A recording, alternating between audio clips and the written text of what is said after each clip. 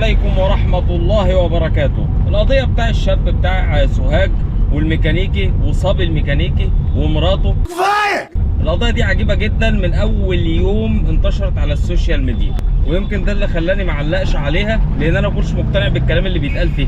حاسس إن في حاجة غلط، وما زلت حاسس إن في حاجة غلط. ولما طلع محامي الجاني يتكلم بقيت متأكد إن في حاجة مش مظبوطة، كلام ما يمشيش خالص. يعني إيه يا جماعة القصة؟ اللي مش متابع القصة من أولها، إن في واحد شاب شغال في ليبيا من سوهاج، وهذا الشاب الجميل جات له على تليفونه صور وفيديوهات لمراته في وضع مش تمام مع الميكانيكي. طيب مين بقى اللي بعت له الصور والحاجات ديت؟ الميكانيكي والولا الصبي بيبتزوه، عايزين منه فلوس. هو الراجل بيشتغل وبيحول فلوس لمراته، وهم يعني حصل حاجه مش كويسه فابتزوا مراته، ولما مراته ما عادتش لاقي حاجه تديها لهم بقوا بيبتزوا الشاب ذات نفسه اللي هو جوز الست.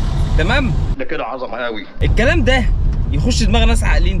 يعني هل يعقل يعني ان ناس عايشين في الصعيد يروحوا يبتزوا جارهم بصور وفيديوهات لمراته؟ احنا بنتكلم على ناس عايشين في سوهاج في الصعيد، مش ناس عايشين في النرويج، لا ناس عايشين في الصعيد في سوهاج. هل الكلام ده يعقل؟ ده كانهم بيقولوا له خلص علينا يا باشا، احنا ملناش دي. قام الشاب يا سيدي اضطر ان هو يرجع مصر، ورجع اجهز على الثلاثه. دي الروايه اللي انتشرت في البدايه على الفيسبوك، والناس تعاطفت مع الراجل، ومحامين متبرعين للدفاع عنه. ماشي ماشي. امبارح بقى طلع المحامي بتاع الايه المتهم، قال انه لا في فيديوهات ولا في ابتزاز ولا في الكلام ده.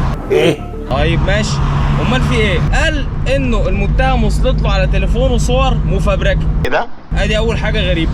المفروض ان محامي المتهم ده يطلع يدافع عن المتهم. يعني لو في صور ما تقولش انها متفبركه. ليه بقى؟ انت يا باشا تقول ان في صور، والنيابه هي اللي تبقى تثبت انها متفبركه ولا مش متفبركه. ليه؟ عشان تدي المتهم ذريعه، تديله ما كانش يعرف انها متفبركه. ده راجل عامل ولا صنايعي، وما هيعرف منين بقى الفرق بين الصور المتفبركه والصور اللي مش متفبركه. لكن الراجل المحامي طلع قال ايه؟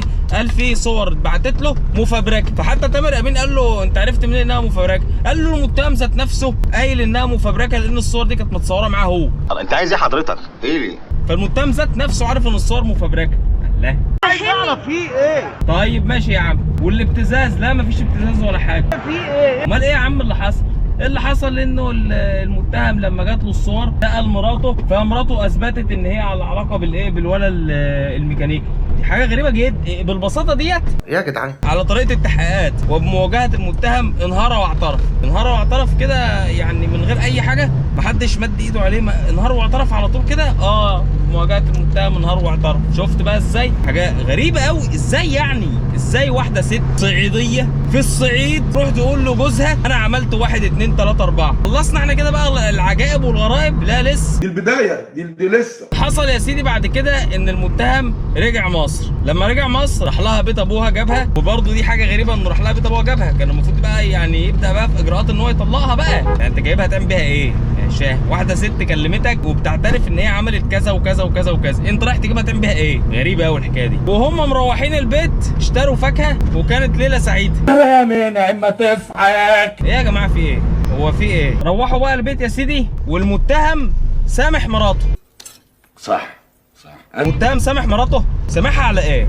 هو انتوا يا جدعان في الصعيد ولا في السويد؟ ما تفهموني، انا ابتديت اتوه. هو في ايه يا جدعان؟ سامحها على ايه؟ يعني الواحد ممكن يسامح مراته مثلا لو دلقت عليه الشوربه، تعقت معاه شويه، انما يسامح مراته لما تعمل علاقه مع راجل تاني ايه يا جدعان؟ يا جدعان في ايه يا جدعان؟ مش فاهم. ده الصعيد ولا السويد؟ احنا للاسف في مصر تعاملاتنا مع الدين تعاملات اشبه بالفولكلور، يعني اللي هو هي شعائر بنقوم بيها، حركات بنؤديها في الصلاه، حركات بنؤديها في العبادات، انما الدين الحقيقي يعني انا ما بشوفوش في الشارع ولا بشوفه في التعاملات. انزل شوف الناس اللي بتغش في الاكل قد ايه، شوف الناس اللي بتغش انزل سوق السيارات، انزل سوق السيارات وانت تشوف تعامل اللي على حق بقى.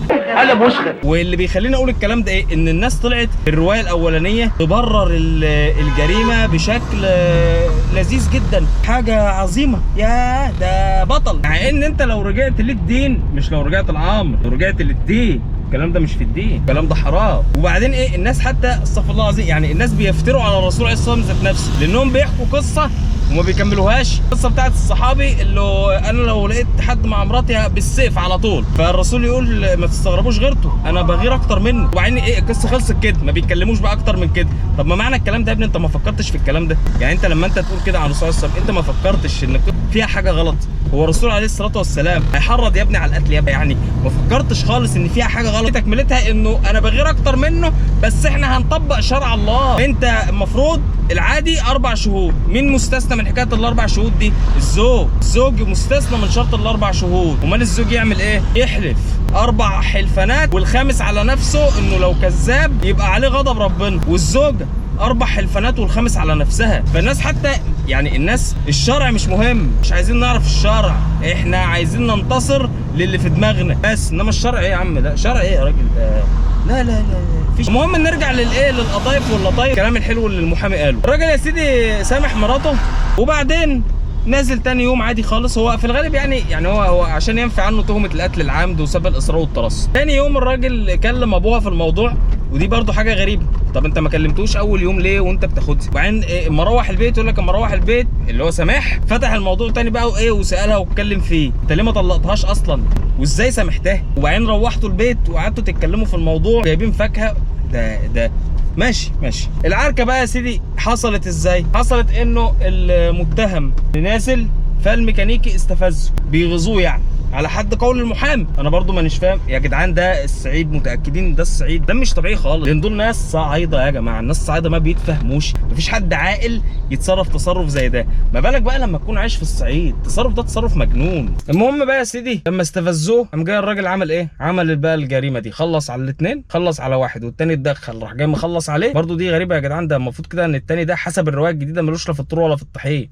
ماشي. وقام جاي طالع على السلم قابل مراته وهي نازله، فقال لها انا كده حق الجه لسه حق انا، وراح جاي ايه مخلص عليه. ادي الكلام اللي على قاله المحامي امبارح. ما زلت شايف ان الروايه عجيبه جدا من اولها لاخرها عجيبه. طبعا بعد عن الدين ده موضوع ما فيش مش هنتكلم فيه، ده الناس بس مش بس تتكلم في حاجات مالهاش علاقه بالدين، ده الناس افترت على الرسول ذات نفسه ان عليه الصلاه والسلام موافق على القتل. ده موضوع ان مش الناس هو فولكلور، بنصلي حركات، بنقرا القران حركات، ما فيش. انما التطبيق على ارض الواقع ما شاء الله باين. روح بلاد الناس بقى اللي مش مسلمين خالص واتفرج على بلاد المسلمين وقارن بين الاثنين، شوف مين فيهم اللي بيطبق تعاليم الاسلام الحقيقيه ومين فيهم اللي ما بيطبقهاش. وانا كلامي مش غلط يعني، ولا لما بتكلم في الكلام ده انا بقول لك كلام ربنا مش كلام عمرو. وانا برضو ما زلت مقتنع انه لسه الايام هتكشف لنا في القصه ديت حواديت، دي حاجه مش مظبوطه في القصه دي.